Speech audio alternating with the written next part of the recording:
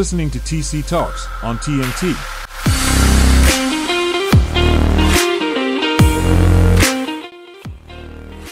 Hey, what's going on, guys? It's TC here, back with another episode of TC Talks, and today I wanted to bring you guys a Week 6 recap. Now, I know my Week 6 predictions were not as nice as I would have liked them to be. They were terribly done, but nonetheless, with the way they were given to you may have looked bad, but the way they turned out, well, unlike Russ, TC was cooking this past week, and that is back-to-back weeks now with only 4 losses in our predictions, and we'll dive into all those. But before we do all that, I want to please encourage you to subscribe and do all the fun YouTube jazz down below, all the interesting buttons. I don't really know what they do. Let me know what they all do, and tell me what they do down in the comment section below. That'd be truly appreciated. But we got some predictions from Week 6, and some of them turned out good, some of them turned out bad. Let's dive into those predictions really quickly. We start off with Thursday Night Football with the Commanders and Bears, and obviously we all wanted the Bears to win here at the Winner's Circle. We all were hoping for a Chicago W, but TC has become wiser. He's accepted that the Bears ship has sailed, and he went on to select the Commanders in this contest. And lo and behold, despite Justin Fields giving the Bears the opportunity to come back and win this game, the Bears would let him down and the Commanders would prevail, starting TC off on a high note. And it was this high note that I thought it would be my eventual downfall. But luckily, this was only the beginning of a great prediction week. Next, we have the Giants taking on the Baltimore Ravens, and I was talking so much about how Lamar Jackson may be a great player. He's top 5 in rushing this year, just to show a little bit of his skill set, so to speak. But at the same time, the Ravens have just been unable to come away with some of these close games. I understand it's early. It's only Week 6. There's still time to make up through the rest of the season. But right now, if I'm Lamar Jackson and company, I have to start scratching my head and wondering how I could get away with some of these wins and how I could turn some of these losses into wins, because there's no reason, especially in this Giants game. They had a great running game going. They had a great passing scheme going. There's no reason they should have lost to the Giants, and there was just too much time, both in the beginning of the game and towards the end, that the Ravens were just unable to score, and that is something that they have to correct. They have to be able to play all 4 quarters, not just part of the second quarter, not just a good third quarter, but all 4 quarters, and that's how they're going to get away with wins. And honestly, it was kind of disappointing to see the Giants come away with yet another win, but still somewhat refreshing at the same time, because that's yet again another team that is coming back into the forefront after not having Eli Manning taking them to the Super Bowls. It's been a rough shot for the Giants, so good to see them getting back into the swing of things, especially with Daniel Jones. Then the Colts took on the Jags, and I thought Trevor Lawrence was finally going to get back into the swing of things, finally going to say, hey, enough is enough. I got to go back to those Week 3, Week 4 forms, whatever it was when he had that one good game this season. But in either case, Trevor Lawrence was like, forget all of that. I'm going to let Matty Ice take the mic right here. Matty Ice, who's second in the league in passing yards. That's amazing. Good for him. Up there at that ripe age of plus 40. So shout out to him. But at the same time, the Colts not looking all that good themselves, but still a win is a win. Being able to beat Trevor Lawrence in the Jags is always a plus. Then the Patriots destroyed the Browns, and it was such a rude beating. Like, I don't say that often. Like, teams get beat pretty bad in the NFL. In fact, this wasn't even one of the worst beatdowns in NFL history. However, it was the way this game ended that really summed up this beatdown. The Patriots, with 3:45 left in the game, having more than double their opponent's score, go ahead and they rush for another touchdown, making it a 38-15 contest. That is just bullying. That is just picking on the little kid down the road because you're in the 6th grade and he's in the 3rd grade. Unacceptable. And yes, I was that 3rd grader. But in either case, the Patriots, maybe they're trying to hype themselves up. Maybe it's like, hey, we've had a pretty rough season. We need Bailey Zappi to, get some confidence because his first name's Bailey. But in either case, the Patriots smacked them down. And honestly, the Browns, Jacoby Brissett's starting to look like he's on the declining side of his play for the season. Then the Bengals took on the Saints.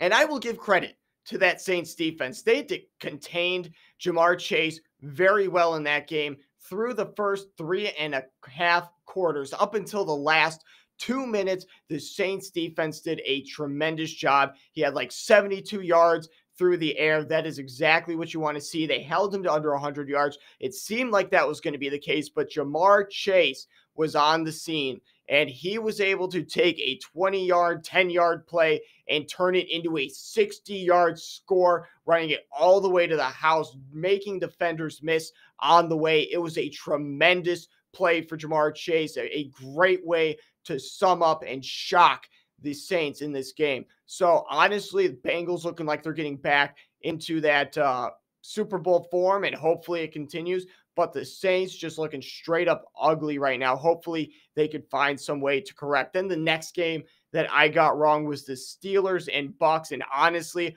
I did not see the Steelers coming away with the win. The defense, though, the defense showed up really good. Despite number of injuries, they were able to contain Tom Brady and that Bucks offense very nicely. Meanwhile, despite the injury to Kenny Pickett, Mitch Trubisky comes back despite being benched, despite having a rookie come in and take his place. He went in and played phenomenally, throwing dimes that even Russell Wilson isn't making right now. And you know I'm talking about that touchdown that put them up ahead. Russell Wilson would not be willing to make that throw right now. Mitch Trubisky making it look easy. Give him some respect on that. The Bucs just looked absolutely terrible. Another great team that looked absolutely terrible. The 49ers falling to the Falcons. This was the third game I got wrong, and I think it's fair that I got this game wrong. The Bucs Steelers, okay, it's a little iffy. I could give you a little lee room with the Steelers being able to take on the Bucs, but the Falcons being able to take on the 49ers and win? Are you kidding me? That just should not happen. Like I said in the previous video, Jimmy Garoppolo's handsomeness should have kept the Falcons from being able to succeed in the first place. But something I overlooked, perhaps this is just my bad, I didn't see it. Marcus Mariota, not a bad-looking dude over there for the Falcons themselves. So maybe the attractiveness canceled out, and the 49ers went in there with an under-equipped quarterback and a Falcons team looking ready to prove themselves, and they got absolutely destroyed by a Falcons team looking to make their mark in the league. In either case, it was a pretty ugly game, but thankfully, we got a little bit of change of the dog in this one. Then the Jets taking on the Packers, and talking about changing of the dog. How about that dog and Zach Wilson? Not only is he going to take your mom out to dinner, he's going to beat you on Sunday before he does it. He's going to go out there and he's going to embarrass you as a man on the field, and then he's going to embarrass you as a son in his personal life. That is exactly the kind of swagger we were hoping to see from like Johnny Manziel or any one of those guys back in the day. But Zach Wilson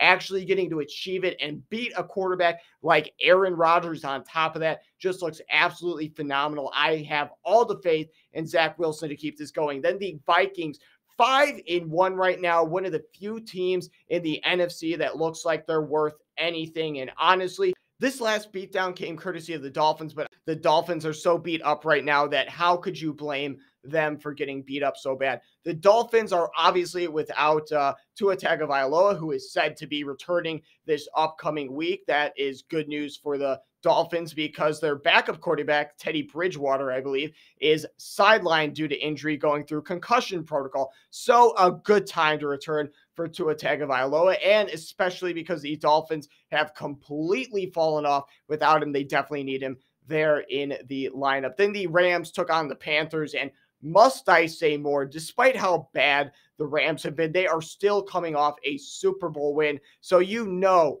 the Panthers that are just impossible did not stand a chance against this Rams team. It was a one-sided contest through and through. Then the Seahawks took on the Cardinals, and just like I said, the Seahawks took care of the Cardinals easily. Kyler Murray spending way more time playing Call of Duty and Madden than he has been studying film. guarantee it 100%. That Cardinals offense looks anemic. It is disgusting. The fact that he runs as much as he does, and I only get about 15 points from him in fantasy at this point, is absolutely abysmal. You're literally costing me games. However, my other quarterback is Aaron Rodgers, and he's doing worse than you. So I guess I could give you that credit. Next, we have one of the last games of the week, and the last game that I got wrong. It is the Eagles versus Cowboys. Now, I expected them boys to come out hot. I expected them boys to ride high with the rush, because I was feeling the rush myself, and I wasn't really feeling it in the beginning. I was like, this is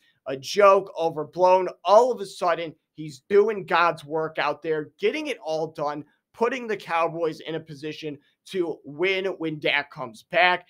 And unfortunately, it just was not meant to be. He could not shatter the last undefeated team in the NFL this year. And honestly, it just needs to stop, okay? The Eagles, I like them as a team. I think they're fine, but they are not an undefeated worthy team. They need to just get out of here with that. Cut it all out. They are not worthy of the undefeated name. Then the Chargers took on the Broncos to wrap up week 6 on Monday night. And honestly, this game, it could rival the Bears-Commanders game for the worst game of the NFL week.